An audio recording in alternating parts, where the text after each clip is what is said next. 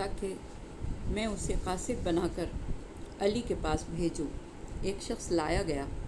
Be be نے سر اٹھا کر اسے دیکھا اور کہا کہ تجھے علی سے کتنی عداوت ہے؟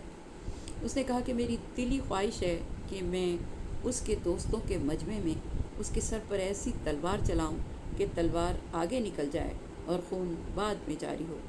بی بی نے کہا کہ پھر تو میرے کام کا آدمی ہے، میرا یہ خط اس کے پاس لے جا اور میرا خط اس کے حوالے کر، خواہ وہ سفر میں ہو یا قیام پذیر ہو، اور جب تو ان سے ملاقات کرے گا تو دیکھے گا کہ وہ رسول خدا کے خچر پر سوار ہوگا، کمان اس نے حمائل کی ہوئی ہوگی اور زین کی کاٹھی سے اس کی ترکش لٹکی ہوئی ہوگی، اس کے ساتھی اس کے پیچھے ہوں گے اور وہ یوں دکھائی دیں گے جیسے پرندے صف بنائے ہوئے ہوں۔ اس شخص نے بی بی کا خط لیا اور حضرت علی علیہ السلام کے پاس پہنچا۔ آپ نے خط لیا، اس کی مہر توڑی اور پڑھا۔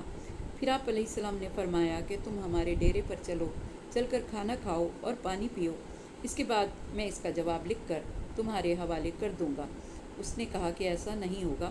آپ کے ساتھی گھور گھور کر اسے دیکھنے لگے۔ حضرت علی علیہ السلام نے فرمایا کہ میں تجھ سے چند باتیں پوچھنا چاہتا ہوں، اس کا صحیح جواب دینا۔ اس نے کہا کہ جی ہاں، میں بالکل صحیح جواب دوں گا۔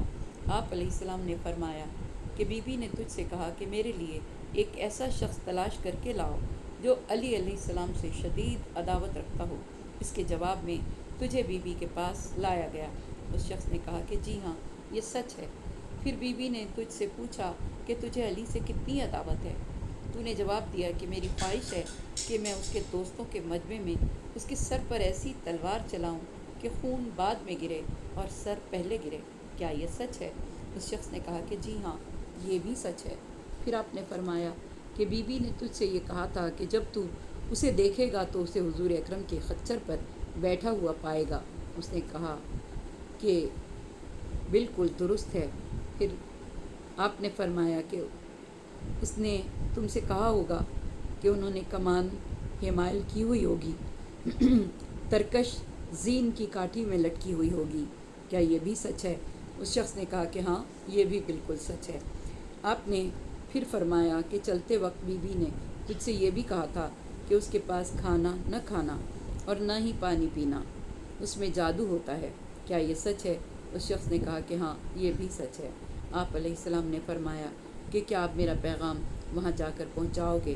اس شخص نے کہا کہ جب میں وہاں سے روانہ ہوا تھا تو آپ سے زیادہ مجھے کوئی اور شخص دشمن محسوس نہیں ہوتا تھا۔ دنیا میں سب سے زیادہ دشمنی میری آپ کے ساتھ تھی، اور اب اس وقت آپ سے زیادہ مجھے کوئی محبوب نہیں ہے۔ آپ حکم دیں، میں آپ کے ہر حکم کی تعمیل کروں گا۔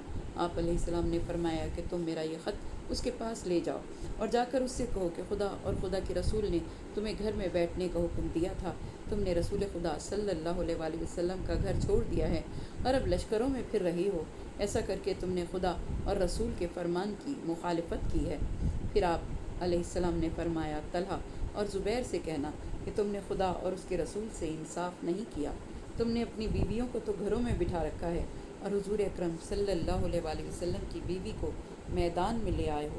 وہ شخص گیا اور حضرت علیہ السلام کا خط بیوی کے حوالے کیا اور حضرت علی علیہ السلام کا فرمان زور سے بیوی کو سنایا۔ طلحہ اور زبیر کو بھی آپ کا پیغام بلند آواز سے سنایا۔ پھر اس نے انہیں چھوڑ دیا اور حضرت علی علیہ السلام کے لشکر میں آ کر شامل ہو گیا۔ جنگ صفین میں اس کی شہادت ہوئی۔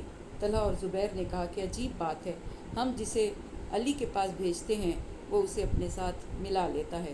امام محمد باقر علیہ السلام سے پوچھا گیا کہ کیا عورت پر بھی اذان و اقامت ہے؟ تو آپ علیہ السلام نے فرمایا کہ اگر قبیلے کی اذان وہ سن سکتی ہے تو اس پر شہادتین سے زیادہ کچھ بھی نہیں، اور تم میں سے جو کوئی خدا اور اس کے رسول کے لیے خضوع و خشوع اختیار کرے گی اور عمل صالح بجا لائے گی، ہم اس کے اجر کو دگنا کر دیں گے، اور ہم نے اس کے لیے ایک باعظمت روزی فراہم کر رکھی ہے۔ آیت نمبر 31۔ اس آیت میں نیک ازواج کی حوصلہ افزائی ہو رہی ہے کہ جو خواتین اپنے اس رتبے کو سمجھتے ہوئے کہ انہیں کائنات کی عظیم ترین ہستی کا قرب نصیب ہوا ہے، ان کی خدمت، ان سے قرآن کریم کی تعلیم حاصل کرنے کا موقع ملا ہے، تو اپنے آپ کو سعادت حاصل کرنے کے لیے وقف کر دیں، ان کی اطاعت میں خضوع و خشوع اختیار کریں گی تو ان کا دگنا اجر عطا کیا جائے گا۔ اللہ تعالیٰ نے ان کے لیے رزق کریم کا انتخاب کیا ہوا ہے۔ رزق کریم تمام روحانی اور مادی نعمتوں پر بولا جاتا ہے، خصوصاً وہ نعمات جن میں ابدیت ہو۔ جنت کی نعمات وہ ہیں جو ابدی ہیں۔ اے پیغمبر کی بیویوں، اگر تم تقوی اختیار کرو تو تمہارا مرتبہ کسی عام عورت جیسا نہیں ہے، لہٰذا کسی آدمی سے لگی لپٹی بات نہ کرنا کہ جس کے دل میں بیماری ہو، اسے لالچ پیدا ہو جائے، اور ہمیشہ نیک باتیں